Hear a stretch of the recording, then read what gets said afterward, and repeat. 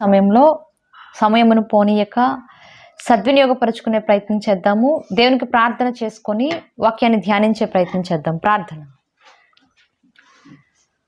పరిశుద్ధుడు, మహాగణుడు, మహోన్నతుడైనటువంటి మా కన్న తండ్రి, మీ ఘనమైన నామమునకు, మీ పవిత్రమైనటువంటి ప్రేమకు, మీరు మా పట్ల చూపిస్తూ ఉన్నటువంటి మీ ఉచితమైన అపారమైనటువంటి కృపకు ప్రభువైన క్రీస్తు వారి పేరట మా హృదయపూర్వకమైనటువంటి కృతజ్ఞతలు తెలియచేస్తూ ఉన్నాము తండ్రి.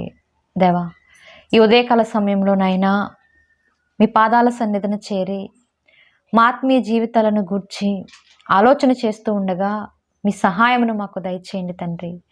మీ పిల్లలుగా మాకే మాటలైతే అవసరమో ఆ మాటల చేత మా ఆత్మీయ బ్రతుకులను సరిచేసి మీకు ప్రియులకు పిల్లలుగా మారడానికి మీ కృపను మాకు అనుగ్రహించండి.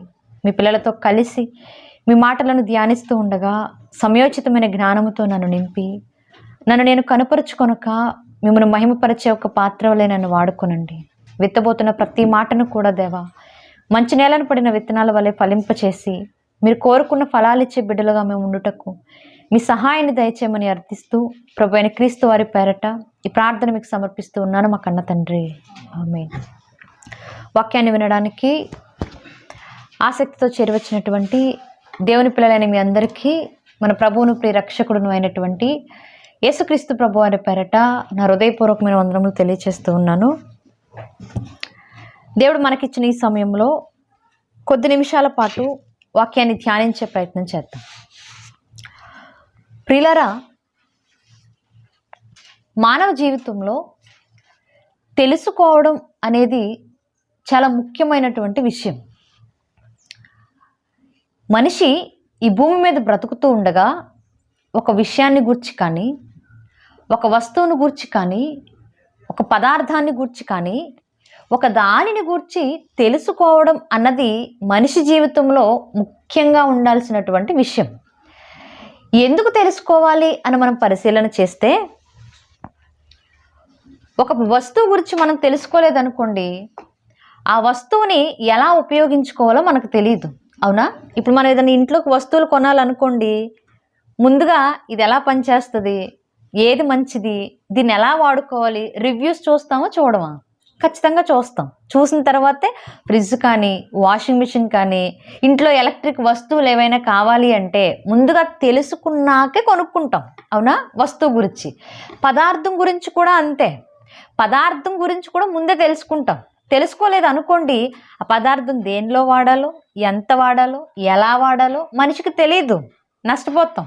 అంటే మనిషి జీవితంలో మాట్లాడైనా ఆగల ఒక వస్తువుని గురించి కానీ, ఒక పదార్థాన్ని గురించి కానీ, ఒక విషయాన్ని గురించి కానీ తెలుసుకోవడం అన్నది చాలా ముఖ్యమైన ఘట్టం అన్నమాట.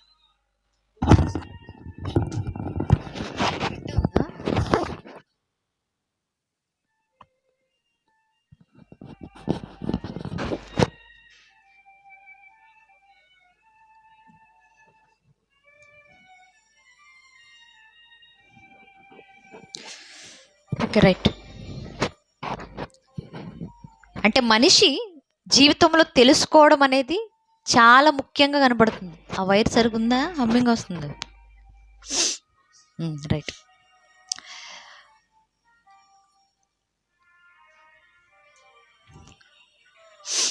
అంటే ఒక మనిషి జీవితంలో తెలుసుకోవడం అన్నదానికి చాలా ప్రత్యేకత ఉంది అని మనం నేర్చుకుంటున్నాం. అయితే భూమి మీద పుట్టిన మనిషి భూమి మీద ఉన్న వాటిని గురించి తెలుసుకోవడానికంటే ముందు అసలు భూమి మీద తాను ఎందుకు ఉన్నాడో, భూమి మీదకు తనను ఎవరిని పంపించారో, భూమి మీద అసలు తన మనుగడేంటో, దీనికి కారణం ఏంటి అని తన గూర్చి తాను తెలుసుకున్నప్పుడు ఒక మనిషికి అర్థమయ్యే విషయం ఏంటో తెలుసా?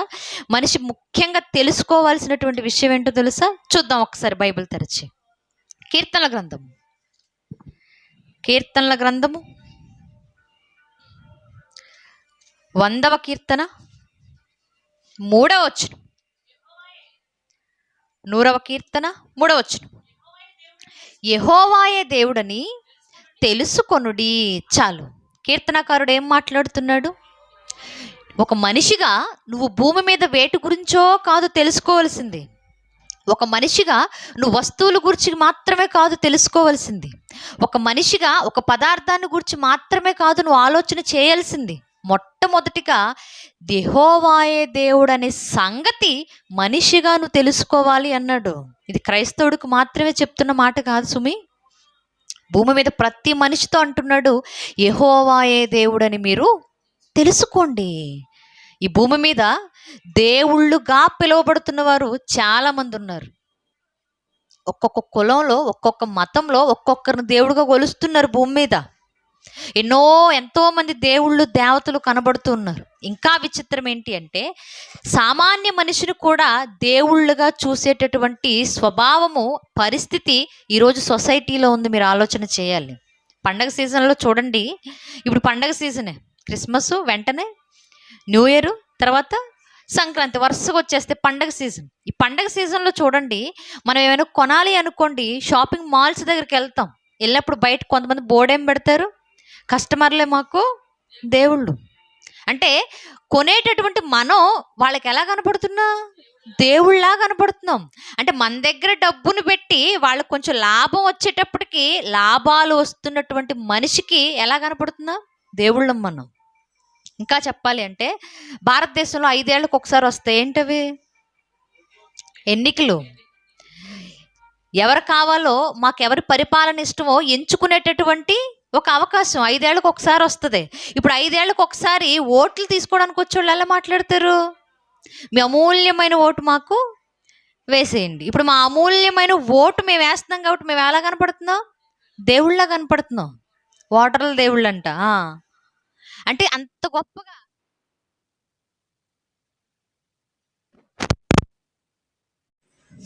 అంటే మనిషికి కూడా మరొక మనిషి ఎలా కనపడుతుంది, కొన్ని సందర్భాల్లో దేవుళ్ళుగా కనబడుతున్నారు. ఇంకొంతమందికి ఏంటంటే హీరోలు పిచ్చి బాగా ఉంటుంది. ఆడ ఏ కటింగ్ వేస్తే మనం ఆ కటింగ్ వేస్తాం. వాళ్ళు ఏ కలర్ షర్ట్ వేస్తే ఆ కలర్ షర్ట్లు వేస్తాం. వాళ్ళు చినిగిపోయిన బట్టలు వేస్తే మనం చినిగిపోయిన బట్టలు వేస్తాం. అంటే వాళ్ళు మాకు దేవుళ్ళు, మేము అభిమానులు. మా దేవుళ్ళు ఏది చేస్తే, మా నాయకులు ఏది చేస్తే మేము అది చేస్తామంటాం. అంటే కొంతమందికి హీరోలు దేవుళ్ళ కనపడతారు, వాళ్ళకేమో అభిమానులు దేవుళ్ళ కనపడతారు. 5 ఏళ్ళకు ఒకసారి మనందరం ఓటేసేటప్పుడు దేవుళ్ళ కనపడతాం. పండగల టైంలో బట్టలు కొనుక్కునేటప్పుడు వాళ్ళకి దేవుళ్ళలా కనపడతాం. అంటే సొసైటీలో చూడండి, దేవుడు అనే పేరు అనేక మందికి తగిలించుకొని కనబడుతున్నాం. కానీ నిజమైన దేవుడు ఎవరని మాట్లాడుతున్నాడు? ఆయన యెహోవాయే దేవుడు అని తెలుసుకోండి. 5 ఏళ్ళకు ఒకసారి ఓటేసేవాడు కాదు నీకు దేవుడు. సినిమా బాగా ఆడిందనుకో, ఆ హీరో కాదు నీకు దేవుడు. లేక ఆ సినిమా 10-15 సార్లు చూసిన అభిమానిగా నువ్వు కాదు దేవుడివి. లేక భూమి మీద ఇంకెవరెవరైతే పిలువబడుతూ ఉన్నారో దేవుళ్ళుగా, వాళ్ళు కాదు దేవుళ్ళు. యెహోవాయే దేవుడని తెలుసుకొనుడి. ఆయనకున్న గొప్పతనం ఏంటో తెలుసా? నిజంగా దేవుడు అంటే ఒక లక్షణం ఉండాలి. ఏ లక్షణమో తెలుసా? దేనినైనా సరే సృష్టించగలిగిన శక్తి ఉండాలి. ఆ సృష్టించిన దానిని నడిపించగలిగినటువంటి శక్తి ఉండాలి. ఆ నడిపిస్తున్న దానిని ఎప్పుడైనా సరే అంతం చేయగలిగినటువంటి సామర్థ్యం ఉన్నవాడినే దేవుడు అని మాట్లాడాలి మనం. ఈ 3 లక్షణాలు ఇప్పుడు మనం ఎవరిని గూర్చైతే మాట్లాడుకుంటున్నామో ఆ దేవునికి కనబడుతూ ఉంటాయి. చూడండి, యెహోవా దేవుడు. ఈ యెహోవా అన్న పేరు కూడా ఒకసారి మనం పరిశీలన చేస్తే దేవునికి ఉన్నటువంటి ఒరిజినల్ పేరు కాదు ఇది. మరలా చెప్తున్నాను, ఇప్పుడు మనకు పేర్లు ఉన్నాయా? ఉన్నాయి. మనకి అమ్మా నాన్న పెట్టిన పేర్లు ఇవి. ఇప్పుడు మనల్ని గుర్తించాలి అంటే మన పేరే, లేకపోతే మనల్ని గుర్తించడం కష్టం. ఇప్పుడు దేవుడు కూడా యెహోవా అనే పేరుతో కనబడుతూ ఉన్నాడు. ఇక్కడ అదే మాట అన్నాడా, యెహోవాయే దేవుడు అని మీరు తెలుసుకోండి. ఇప్పుడు యెహోవా అన్న పేరు కూడా దేవునికి ఉన్నటువంటి నిజమైన పేరు కాదు. మోషే గారితో ఇశ్రాయేలీలు మాట్లాడుతూ, మోషే గారు దేవునితో మాట్లాడుతూ ఆయన ఒక సందర్భాన్ని లేవనెత్తి మాట్లాడతాడు. అయ్యా, ఇశ్రాయేలీల దగ్గరకు నన్ను వెళ్ళమంటున్నావు, ఐగుప్తీలేమో క్రూరంగా ఉన్నారు, అసలు ఈ పరిస్థితుల్లో నేను వెళ్ళి ఎలా విడిపించిన వాళ్ళని, ఇశ్రాయేలీలను ఎలా విడిపించాలి, అసలు వాళ్ళు నమ్మావు అని చెబితే వాళ్ళు ఎలా నమ్మాలి అని మాట్లాడినప్పుడు దేవుడు ఒక మాట అంటాడు వారితో. చూద్దాం ఒకసారి ఆ మాట. నిర్గమాకాండము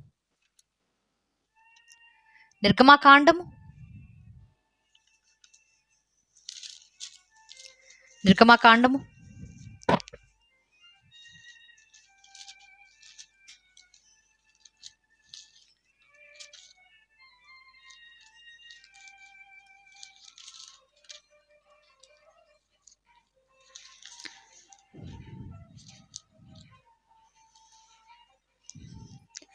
ఆరో అధ్యాయము, క్షమించండి, మూడో అధ్యాయము 15వ వచనం. మరియు దేవుడు మోషేతోనిట్లనెను, మీ పితరుల దేవుడైన యెహోవా అనగా అబ్రహాము దేవుడు, ఇస్సాకు దేవుడు, యాకోబు దేవుడనైన యెహోవా మీ వద్దకు నన్ను పంపెనని నీవు ఇశ్రాయేలీయులతో చెప్పవలెను. నిరంతరము నా నామము ఇదే, తరతరములకు ఇది నా జ్ఞాపకార్థ నామము. చాలు. అంటే మోషే గారి సందర్భం వచ్చేంత వరకు కూడా అబ్రహాము దేవుణ్ణి అని చెప్పుకున్నాడు, పేరు చెప్పుకోలేదు. నేను ఇస్సాకు దేవుణ్ణి అని చెప్పుకున్నాడు ఇశ్రాయేలీయుల తరంలో. నేను యాకోబు దేవుణ్ణి అని బయలుపరుచుకున్నాడు. కానీ ఇప్పుడు మోషే గారితో మాట్లాడుతూ అంటున్నాడు కదా, నాకంటూ ఒక నామాన్ని నీకు తెలియచేస్తాను. అది నా సొంత పేరు కాదు, కానీ నువ్వు ఇశ్రాయేలీయులతో మాట్లాడేటప్పుడు నిన్నెవరు పంపించారు అంటే, ఇదిగో ఒకప్పుడు అబ్రహాము దేవుడు నన్ను ఎవరైతే చెప్పుకున్నారో ఆయన పంపించాడని చెప్పు. ఇస్సాకు దేవుడు ఎవరైతే ఉన్నారో ఆయన నన్ను పంపించాడని చెప్పు. యాకోబు దేవుడు ఎవరైతే ఉన్నాడో అది ఆయన పంపితే నేను వచ్చానని చెప్పు. ఇంకా చెప్పాలి అంటే నిరంతరము కూడా నాకు ఒక జ్ఞాపకార్థ నామాన్ని నేను నీకు చెప్తున్నాను, అదే యెహోవా అని మాట్లాడాడు. ఇప్పుడు ఆ పేరుతో యెహోవా అనేటటువంటి ఆయన నన్ను పంపించాడు అని చెప్పినప్పుడు ఈ పేరు అనేది వెలుగులోనికి వచ్చింది. అంతకుముందు పేరు లేదు. అప్పటి నుండే యెహోవా అనే పేరు వినగానే దేవుడు అనే ఆలోచన వస్తుంది మనకి. ఇప్పుడు ఈయనకి ఇందాక మనం చెప్పుకున్న 3 లక్షణాలు ఉన్నాయి. ఏంటా 3 లక్షణాలు? ఒకటి, సృష్టించాడు ఆయన. ఈ భూమి మీద ఉన్నటువంటి పశువులను కానీ, పక్షులను కానీ, మొక్కలు కానీ, చివరిగా వచ్చినటువంటి మనిషిని సహితం చేసిన వాడు ఈ దేవుడే. ఇంకెవరో కొండ మీద ఉండే ఆయన కాదు. ఈ భూమి మీద పుట్టించిన తరువాత ఈ భూనివాసులకు యోగ్యంగా ఉన్న భూగోళము మీద ప్రతి దానిని నడిపిస్తూ వచ్చింది కూడా ఆయనే. ఇంకా చెప్పాలి అంటే ఈ నడిపిస్తున్న విశ్వాన్ని చూసి ఆయన ఒకసారి బాధపడినప్పుడు, పశ్చాత్తాపపడినప్పుడు, ఎందుకు చేశాను అని నొచ్చుకున్నప్పుడు ఈ సర్వమానవాళిని సహితము నాశనం చేసింది కూడా ఆయనే. ఎందుకు చెప్తున్నానంటే ఈ మాట, దేవుడు అనగానే మనం ఎప్పుడు ఒకవైపు చూస్తూ వస్తున్నాం. దేవుడు అనగానే 100కు 99% మందికి వచ్చే ఆలోచన ఏంటో తెలుసా? ఆయన చాలా ప్రేమ కలిగినవాడు. అవునా? అవును. దేవుడు చాలా కృపామయుడు, చాలా వాత్సల్యత కలిగినవాడు, ఎన్ని చేసినా కానీ క్షమిస్తాడు. ఈ మాటలు విని విని విని విని క్రైస్తవ్యం ఎలా తయారైపోయిందో తెలుసా? ఎన్ని పాపాలు చేసినా దేవుని దగ్గరికి వెళ్ళి క్షమించు ప్రభువా అంటే పాపాలన్నీ పోతాయిలే అనుకొని బతుకుతున్నారు సంఘంలో బతికేవాళ్ళు కూడా. కొంతమంది ఎంత మూర్ఖంగా ఆలోచిస్తున్నారంటే, దేవుడికి ప్రేమ ఎక్కువ కాబట్టి, దేవుడు క్షమించేవాడు కాబట్టి, దేవుడు ఏదైనా క్షమించగలడు కాబట్టి, మనిషిని నశింప చేయడం ఆయనకి ఇష్టం లేదు కాబట్టి 99 పాపాలు చేసి, జీవితంలో అనుభవించాల్సినవన్నీ అనుభవించేసి, జీవితంలో చూడాల్సినవన్నీ చూసేసి, జీవితం అంతా పాడైపోయి మలినమైపోయి చివరి దశలో ఉన్నప్పుడు ఆయన దగ్గరికి వెళ్ళి ఒక సారీ చెప్పేద్దాంలే, బయటపడిపోదాం అనుకుంటున్నారు. అందరూ సిలువ మీద దొంగలా ఉండరు. అలాంటి భావజాలంలోనే ఉన్నారు క్రైస్తవులు. ఎందుకంటే ఆయన ప్రేమామయుడు కాబట్టి నేను తప్పులు చేసి వెళ్ళిపోయినా సరిపోద్ది. ఆయన కరుణిస్తాడు, క్షమిస్తాడు కాబట్టి నేను ఎంత పాపంలో బతికేసి ఆయన దగ్గరికి వెళ్ళినా ఒప్పుకుంటాడు అని బతుకుతున్నాం.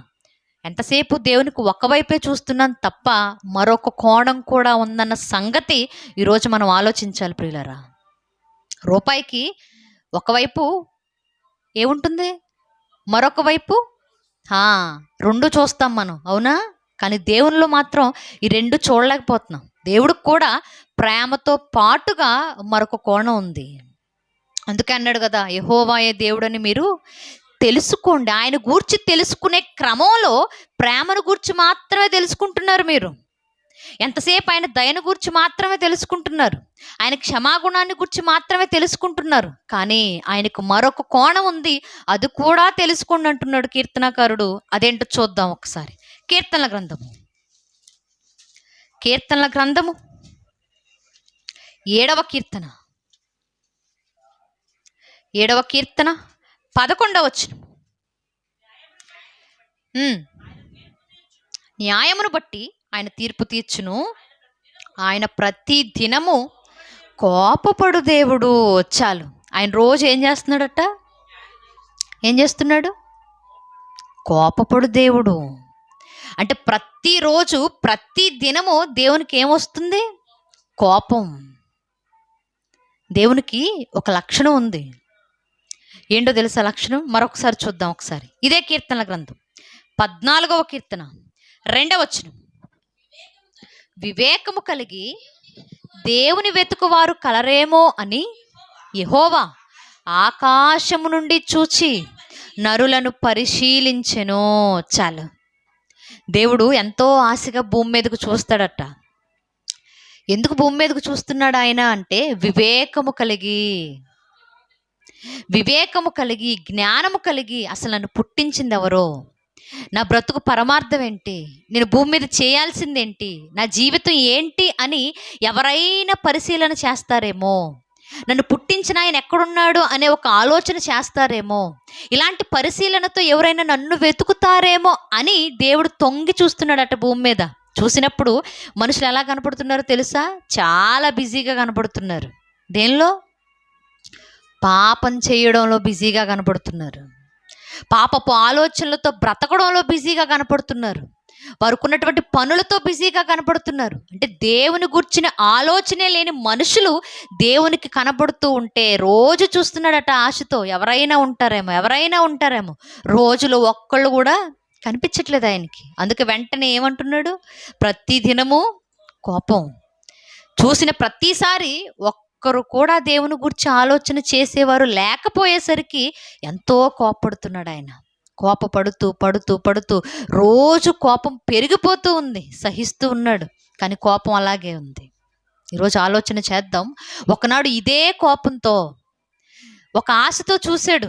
ఒక ఆశతో చూసినప్పుడు మనుషులు పాపంతోనే మిగిలిపోయారు, పాపంలోనే బతుకుతున్నారు. కోపపడ్డాడు దేవుడు. కోపపడినప్పుడు భూమి మీద జరిగిన ఒక భయంకరమైన పరిస్థితి ఏంటో తెలుసా? నోవహు జలప్రళయం. ఆ రోజు కూడా అంతే. దేవుడు ఎంతో ఆశతో చూశాడు భూమి మీదకు తొంగి చూసినప్పుడు భూమి మీద కనిపించిన పరిస్థితి ఏంటి? వ్యభిచారం కనిపించింది, జారత్వం కనిపించింది, విగ్రహారాధన కనిపించింది. భూమి మీద దేవుడు ఏదైతే అసహించుకుంటున్నాడో వాటన్నిటిని మనుషులు చేస్తూ ఉండగా చూసి బాధపడిపోయాడు, కోప్పడిపోయాడు. అందుకే వెంటనే ఏం చేశాడు ఆ పరిస్థితిలో? చూద్దాం ఒకసారి. ఆదికాండము 6వ అధ్యాయము 5వ వచనం. నరుల చెడుతనము భూమి మీద గొప్పదనియు వారి హృదయము యొక్క తలంపులోని ఊహ అంతయు ఎల్లప్పుడూ కేవలము చెడ్డదనియు యెహోవా చూసి. ఏం చూశాడు ఆ పరిస్థితిలో? నా కోసం వెతికే వాళ్ళు ఎక్కడున్నారయ్యా అని నోవహు కాలంలోనే చూస్తే భూమి మీద మనుషులు ఎలా అయిపోయారట? చెడుతనములో డిగ్రీలు చేసేసారు.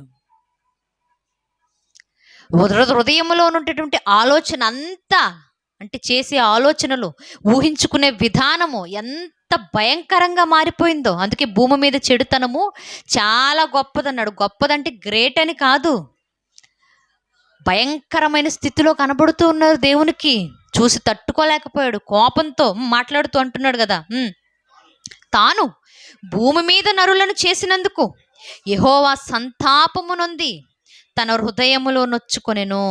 అప్పుడు యెహోవా, నేను సృజించిన నరులతో కూడా జంతువులను, పురుగులను, ఆకాశ పశుపక్షాదులను భూమి మీద నుండకుండా తుడిచివేయుదును. ఎలయనగా నేను వారిని సృజించినందుకు సంతాపము నొంది ఉన్నానెను. చాలు.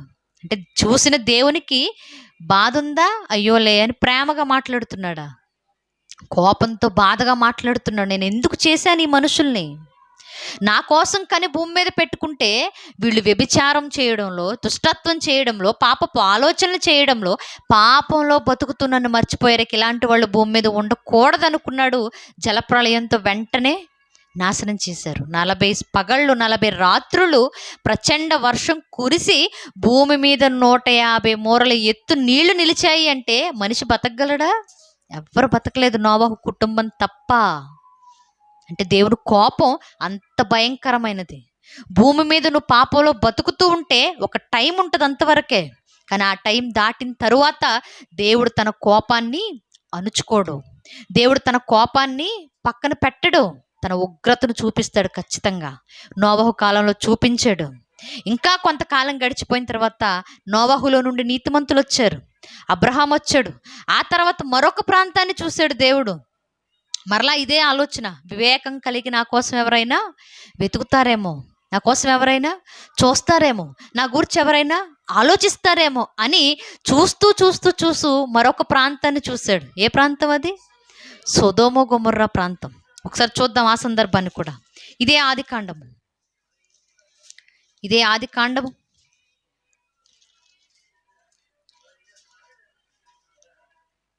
ఆది కాండము 18వ అధ్యాయము 20వ వచనము. 18వ అధ్యాయం 20వ వచనం. మరియు యెహోవా సొదొమ గొమొర్రాలను గూర్చిన మొర గొప్పది గనుక వాటి పాపము బహుభారమైనది గనుకను నేను దిగిపోయి నా యొద్దకు వచ్చిన ఆ మొర చప్పుననే వారు సంపూర్ణముగా చేసిరో లేదో చూచెదను, చేయని ఎడల నేను తెలుసుకొందున నేను. చాలు, సందర్భం మనకు బాగా సుపరిచితం. దేవుడు సొదొమ గొమొర్రా పట్టణాలను గూర్చిన మొర విన్నాడు. వాళ్ళ మొర ఏంటయ్యా, మమ్మల్ని కాపాడయ్యా అని కాదు. వాళ్ళ గొంతెమ్మ కోరికలు అంటాం చూసావా మనం. భయంకరమైనటువంటి పరిస్థితి. పాపం చేస్తూ కూడా అందులో ఇది కావాలి అది కావాలని కోరుకునేటటువంటి జాతి వారిది. అంత దుర్మార్గులు సొదొమ గొమొర్రా పట్టణస్థులు. ఇప్పుడు అలాంటి పట్టణంలో వారి పాపం ఎలా ఉందట? గొప్పగా కనపడుతుంది, బహుభారమైనదిగా కనపడుతుంది. ఇప్పుడు వారి పాపాన్ని చూసి దేవుడు అంటున్నాడు కదా, నేను దిగిపోయి నేను నా సైన్యాన్ని పంపించి లేదా నా ఉనికిని పంపించి ఆ పట్టణాలను కూడా నేను నాశనం చేస్తానన్నాడు. సొదొమ పట్టణంలో ఉన్నది కూడా నోవహు గారి కాలంలో ఉన్నటువంటి పాపమే. సొదొమలో బాగా పాపులర్ ఏంటో తెలుసా? వావి వరసలు లేకుండా పాపం చేసేయడం, చిన్న పెద్ద అనే భేదం లేకుండా పాపం చేసేయడం. ఇది ఎంత భయంకరమైందో తెలుసా? వావి వరసలు కూడా లేకుండా పాపంలో మునిగిపోయారు అంటే అసలు ఇంకా తల్లికి చెల్లికి తేడా తెలుస్తుందా? తెలీదు. చిన్న పెద్ద అనే భేదం కూడా ఉండదు. అందుకే దేవదూతలు లోతు ఇంటికి వచ్చినప్పుడు వాళ్ళు పురుషులైనా సరే వాళ్ళు మాకు కావాల్సింది బయటికి తీసుకురండి అని చెప్పారు. ఎంత కామంతో నిండిపోయి ఉంటారో ఆలోచించాలి. మీ ఆడపిల్లలు కూడా మాకు వద్దు, మీ ఇంటికి కొత్తగా వచ్చారే వాళ్ళే కావాలి మాకు అని అడిగారు. అంటే పాపం చేయడంలో స్త్రీ పురుష భేదాన్ని కూడా చూడనటువంటి దౌర్భాగ్యపు స్థితి సొదొమ పట్టణంలో ఉంది.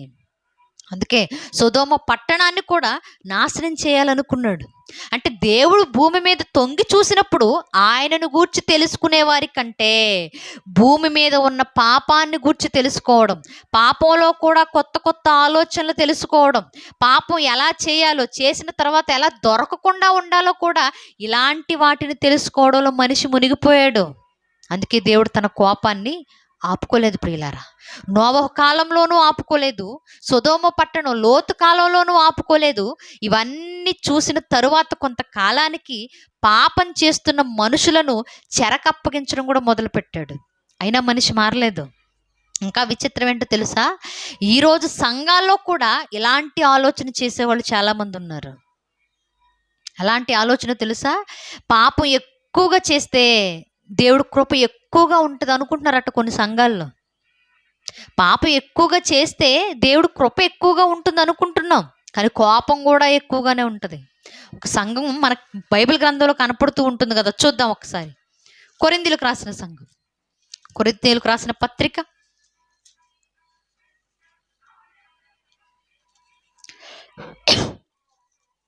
కొరింథీ పత్రిక ఏదో ముందు రోమ పత్రిక చూద్దాం ఒకసారి. రోమీయులకు రాసిన పత్రిక, రోమీయులకు రాసిన పత్రిక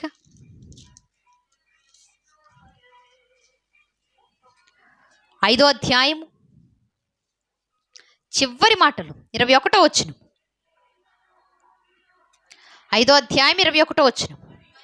మరియు అపరాధము విస్తరించున్నట్లు ధర్మశాస్త్రము ప్రవేశించును, అయినను పాపము మరణమును ఆధారము చేసుకుని ఎలాగూ ఏలెనో అలాగే నిత్య జీవము కలుగుటకై నీతి ద్వారా కృపయు మన ప్రభువైన యేసుక్రీస్తు మూలముగా ఏలు నిమిత్తము పాపం ఎక్కడ విస్తరించెనో అక్కడ కృప అపరిమితముగా విస్తరించెను. ఏమన్నాడు? పాపం ఎక్కడైతే విస్తరిస్తుందో అక్కడ దేవుని కృప కూడా అపరిమితంగా, అంటే లిమిట్ లేకుండా విస్తరిస్తుంది అన్నాడు. ఈ మాట చదవగానే చాలామంది సంఘస్థులలోనికి వచ్చిన ఆలోచన ఏంటో తెలుసా? ఎక్కువ పాపం చేస్తే దేవుడు ఎక్కువగా కృప చూపిస్తాడనమాట. మరి నోవహు కాలంలో బహుభయంకరంగా ఉంది పాపం. మరి దేవుడు ఎందుకు కృప చూపించలేదు? చూపించాడు, ఒక టైం వరకే చూపించాడు. తర్వాత కోపాన్ని చూపించాడు. ఎంతసేపు కృప మాత్రమే చూపించలేదు. మారతారేమో అని నోవహు కాలంలో ఒక టైం పెట్టాడు, కొంత సమయం ఇచ్చాడు. కానీ ఆ సమయం వరకు వారు మారకపోయేసరికి తన రూపాన్ని, మరొక రూపాన్ని, తన కోపాన్ని, తన ఉగ్రతను చూపించి నాశనం చేశాడు. ఇది సంఘానికి అర్థం కావాలి. మరి కొంతమంది అనుకుంటున్నారు కదా, నిజంగానే మనం ఎక్కువ పాపం చేస్తే ఎక్కువ కృప చూపిస్తాడు, ఎక్కువ ప్రేమ చూపిస్తాడు అని మాట్లాడుతూ ఉంటారు. మరి సొదొమ పట్టణంలో కూడా బహుభయంకరమైన పాపాత్ములు ఉన్నారు. పాపం చేస్తూ వాళ్ళు కూడా ఇలానే అనుకుని ఉంటాడు, దేవుడు మాపై కృప చూపిస్తాడు అని. కానీ చూపించాడా? ఒక టైం వరకే, అది కూడా ఒక టైం వరకే, కొంత సమయం వరకే కృప చూపించాడు. కానీ ఆ కృపా సమయంలో వారు ఎప్పుడైతే మారలేదో వెంటనే తన కోపాన్ని, తన ఉగ్రతను చూపించాడు. ఈరోజు సంఘస్థులకు అది అర్థం కావాలి. ఈరోజు సంఘంలో కూడా అనుకుంటున్నారట, ఎంత పాపం చేస్తే అంత కృప చూపిస్తాడు అని. అందుకే పౌలు గారు వెంటనే మాట్లాడుతూ అంటాడు కదా, 6వ అధ్యాయం 1వ వచనంలో, అలాగైనా ఏమందుము, కృప విస్తరింపవలనని పాపమందు నిలిచి ఉందుమా, అట్లా అనరాదు. ఇప్పుడు మనకి కృప కావాలి అంటే ఎక్కువగా పాపాలు చేస్తూ బతికేయాలా? దేవుడు మన మీద ఎక్కువగా కరుణ చూపించాలి అంటే పాపంలోనే బతుకుతూ ఉండాలా? దేవుడు మన మీద ఎక్కువగా ప్రేమ చూపించాలి అంటే మనం కూడా తప్పులు చేస్తూ బతికేయాలా? అనగానే పౌలు గారు అంటున్నారు కదా, అట్లా అనరాదు. దేవుని కృప కావాలి అంటే పాపం చేస్తూ ఉంటే సరిపోదు, అసలు పాపానికి సంబంధమే లేదు. దేవుని కృప మన మీద ఉండాలి అంటే దేవునికి నచ్చినట్లుగా ఉండాలి అంటున్నాడు. అట్లా అనరాదు. అంటే దేవుని కృపను కోరుకోవాలి అంటే మనం పాపం చేయడానికి వీల్లేదు అన్నాడు. కానీ ఈరోజు మనం తప్పు చేస్తే దేవుడు మనమే ప్రేమ చూపిస్తాడు, క్షమిస్తాడు.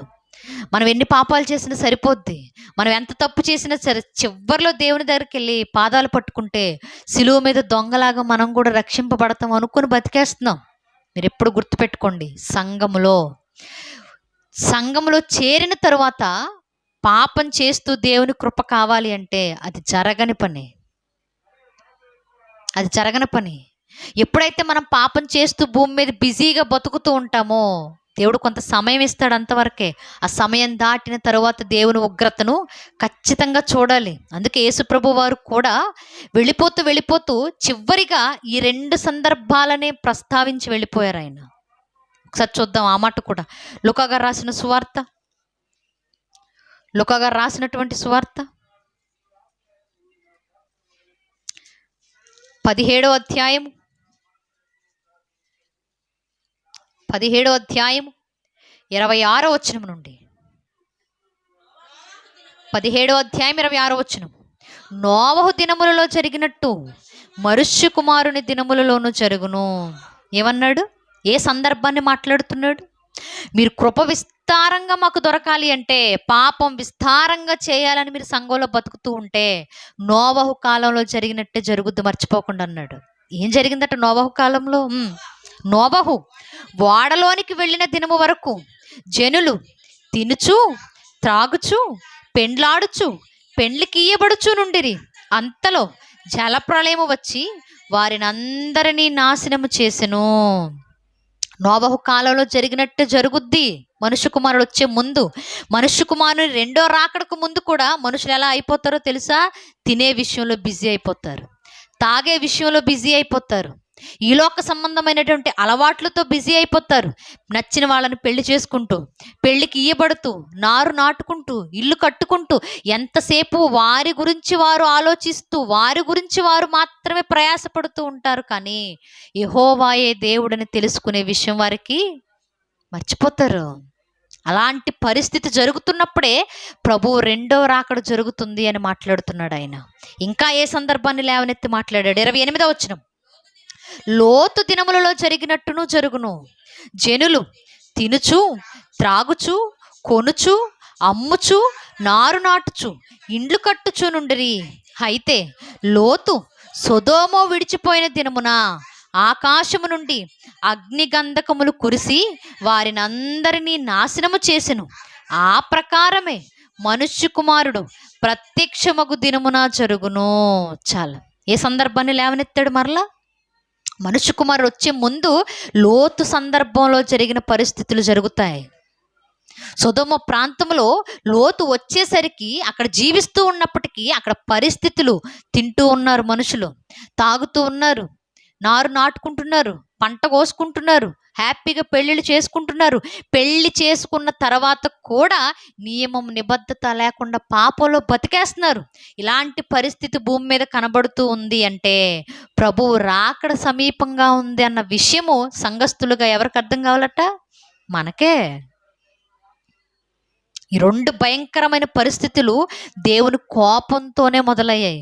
ఎంతసేపు మనం ప్రేమ ప్రేమ అనుకుంటున్నాం తప్ప అది ఒకవైపే.